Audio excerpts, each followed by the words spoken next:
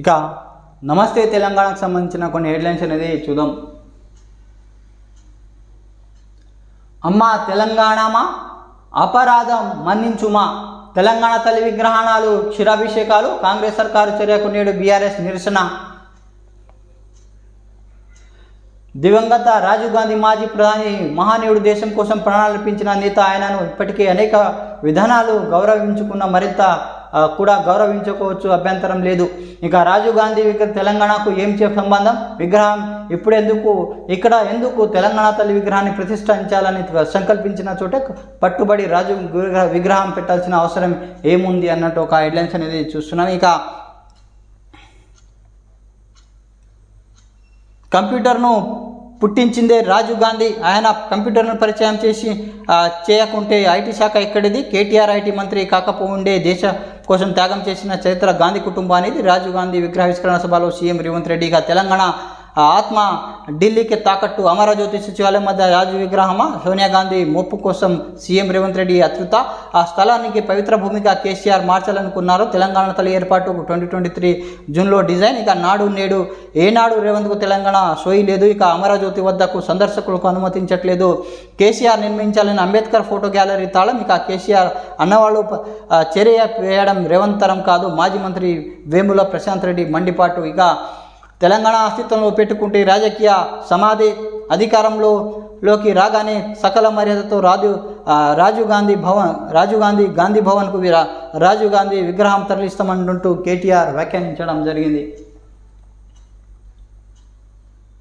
ఇక అన్న నేల దాటిందే, నోటీసులు వచ్చి నెలన్నర గడిపిన చర్యలు, సీఎం సోదరుడి ఇల్లు ఇంకా కూల్చలేదేమి.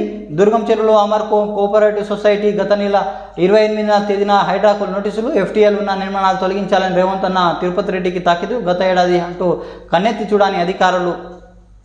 ఇక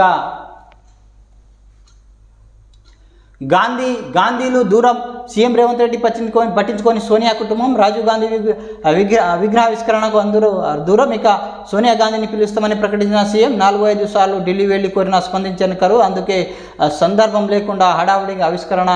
రాజీవ్ గాంధీ విగ్రహాన్ని సోనియా గాంధీ చేతుల మీదుగా ఆవిష్కరిస్తాం. లక్షల మంది రాజీవ్ గాంధీ అభిమానుల మధ్య ఆవిష్కరించడం జరుగుతుంది. ఈ ఏడాది ఫిబ్రవరి 14న సచివాలయం ముందు రాజీవ్ గాంధీ విగ్రహ ప్రతిష్ఠాపనకు భూమి పూజ నిర్వహించే సమయంలో సీఎం రేవంత్ రెడ్డి వ్యాఖ్యానించారు. కానీ ఆ సోమవారం సమయం సందర్భంగా లేకుండా ఆ తుత్తు మాత్రం హడావుడిగా రాజీవ్ విగ్రహాన్ని సీఎం రేవంత్ రెడ్డి ఆవిష్కరించారు. గాంధీ కుటుంబం మొత్తం ముఖం చాటేసింది. రాహుల్, సోనియా, ప్రియాంక ఇంకా ఇలా కుటుంబం అగ్రనేతలు ఎవరు హాజరు కాలేదు. కనీసం సోషల్ మీడియాలో కూడా అభిమానులకు తెలపలేదు. దీంతో విశేషమైన కాంగ్రెస్ వర్గాలు జోరుగా చర్చ జరుగుతుంది. సీఎం రేవంత్ రెడ్డిపై గాంధీ కుటుంబం దూరం పెట్టుకున్నందుకు వట్టి ప్రచారం కాదని, నిజమేనని ఈ ఘటనలో రుజువైంది అంటూ అన్నారు. ఈ ఏడాదిలో మార్చిలో బెంగళూరులో జరిగిన రాజీవ్ గాంధీ విష్కరణకు కాంగ్రెస్ జాతీయ అధ్యక్షుడు మల్లికార్జున ఖార్గే హాజరయ్యారు, గుర్తు చేశారు.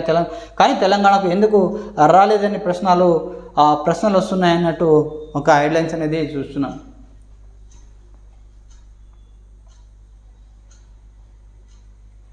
ఇక కెనడా నీటిలో మునిగిన హైదరాబాద్ విద్యార్థి మృతి. ఇక స్మార్ట్ రేషన్ కార్డులు వచ్చే నెల నుంచి స్మార్ట్ రేషన్ కార్డులు, హెల్త్ కార్డులు పంపిణీ చేస్తాం. జనవరి నుంచి సన్న బియ్యం. మంత్రులు ఉత్తమ పొంగులేటి. ఇక నీటి మునిగింది 5,500 ఎకరాలు, నీళ్లు లేక ఎండుతున్నది 50,000 ఎకరాలు. సూర్యాపేట జిల్లా వరి సాగు కష్టాలు, ఖమ్మం మంత్రులు నిర్వాహకంలో కాలువలు గండి. ఇక వరద తాకిడికి నిండి మునిగిపోయిన పంటలు నీటితో సేద్యంలో చూస్తున్న నల్గొండ మంత్రులు. కాలువ గండి పూడ్చేందుకు సర్కారు మినవేశాలు. ఇక ఇప్పటికే పొలాలకు నీళ్లు రాక 12 రోజులు, మరో 3 వారాలైన ఎడమ కాలువకు నీళ్లు కష్టమే, నెర్రలు బారిన పొలాలు, ఎండుతున్న పంటలు అన్నట్టు ఒక హెడ్లైన్స్ అనేది చూస్తున్నాం.